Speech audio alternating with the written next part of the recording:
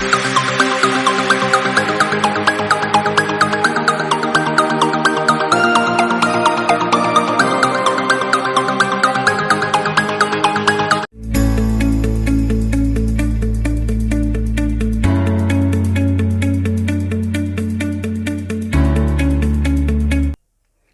Student, हम लोग आज देखेंगे रीजनिंग टेस्ट सीरीज 51 का सॉल्यूशन। जैसा कि पहला क्वेश्चन दिया गया है, 3 मई 2008 को कौन सा दिन था? 3 मई 2008 को कौन सा दिन था? ठीक है, तो हमको देखना है यहाँ पर 3 मई 2008 को कौन सा दिन था, ये हमें पता करना है। तो इस क्वेश्चन का आंसर देने के लिए हमें कुछ नियम जानना होगा इसमें। ठीक है, तो सबसे पहले जो हमको जानना होगा वह जानना होगा हमें मंथ का कोड, यानी कि महीने का कोड, माह का कोड। ठीक है, माह का कोड। तो माह का कोड क्या सब होता है, सबसे पहले ये जान लें। तो देखिए 12 का स्क्वायर 144। सबसे पहले चलिए हम लिख लें जनवरी, फरवरी, मार्च, अप्रैल, मई और जून। ठीक है, जुलाई, अगस्त, सितंबर, अक्टूबर, नवंबर और दिसंबर। ठीक है, अब यहाँ पर क्या क्या होगा वो देख लेते हैं हम लोग। तो कोड हम आपको लिख भी दे रहे हैं और आपको याद करने का तरीका भी समझा दे रहे हैं। 12 का स्क्वायर 144, 5 का स्क्वायर 025, 6 का स्क्वायर 036, शुरू में 12 का स्क्वायर और लास्ट में 12 का स्क्वायर प्लस 2, यानी कि 12 का स्क्वायर 144, उसमें प्लस 2 कर देंगे, हो जाएगा 146, 146। ठीक है, ये हो गया हमारे लिए मंथ का कोड। अब इसमें हमें देखना है, यहाँ पर मंथ का कोड तो हो गया, माह का कोड तो हो गया। अब हमको जानना है यहाँ पर वर्ष के लिए हमको क्या सब करना है वह चीज़। ठीक है, ईयर के लिए, वर्ष के लिए। तो चलिए देखते हैं वर्ष के लिए हमको क्या सब करना है। तो हम शुरू करते हैं आपको 2001 से। 2001 का कैलकुलेशन करने के बाद जो शेष दिन आता है वो आता है बाबू 0। ठीक है, 2007 का भी कैलकुलेशन होता है, ये भी 0 आता है। 2018 का भी कैलकुलेशन करने पर शेषफल 0 आता है। 2029 का भी 0, 2035 35 का भी 0। ठीक है, हम बात कर लें 2046 का, इसका भी आपको 0 ही होता है।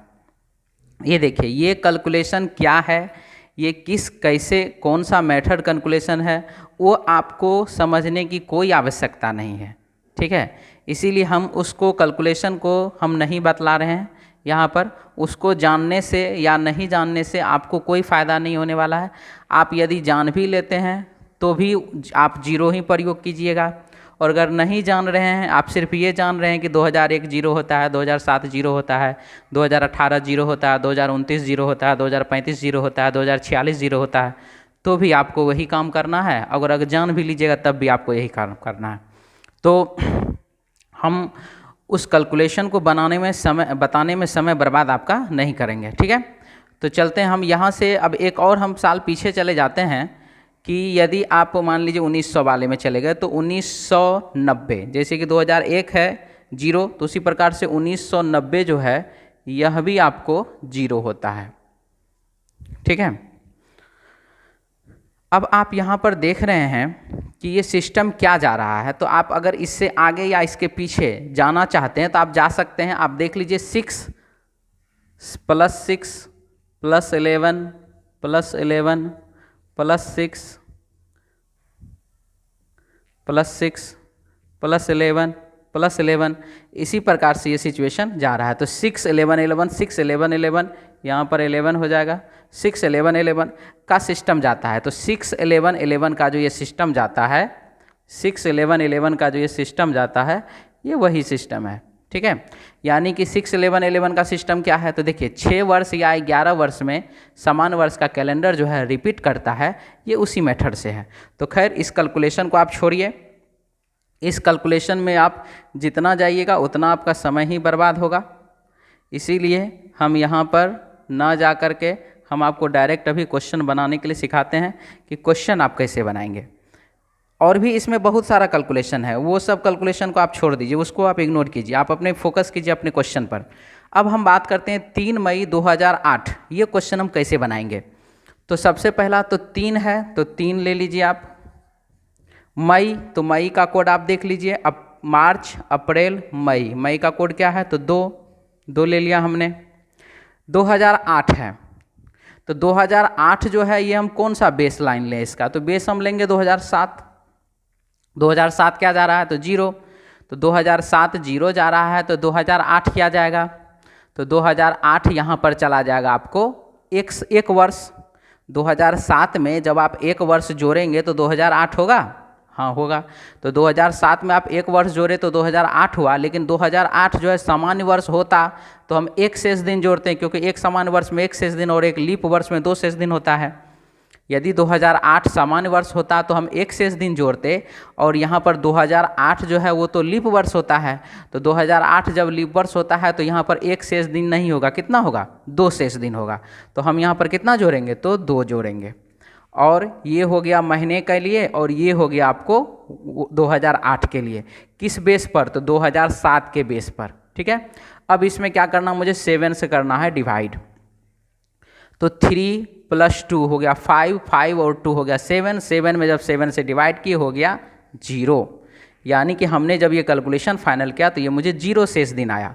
अब ये 0 शेष दिन आया तो अब क्या होगा, तो अब देखिए रविवार, ठीक है, रविवार का कोड हो जाता है आपको 1, सोमवार 2, मंगलवार 3, बुधवार 4, गुरुवार 5, शुक्रवार 6 और शनिवार 7 कहिए या 0 कहिए, ठीक है। शनिवार को आप 7 भी कह सकते हैं और 0 भी कह सकते हैं। हम तो यहाँ पर बाबू 0 ही कहते हैं, तो हम यहाँ तो 0 ही लिखेंगे। तो अब आप देख लीजिए ये 0 के लिए कौन सा दिन है, तो 0 के लिए शनिवार है। यानी कि हमारे प्रश्न का आंसर हो जाएगा 3 मई 2008 को शनिवार का दिन है। 3 मई 2008 को जो है शनिवार का दिन है।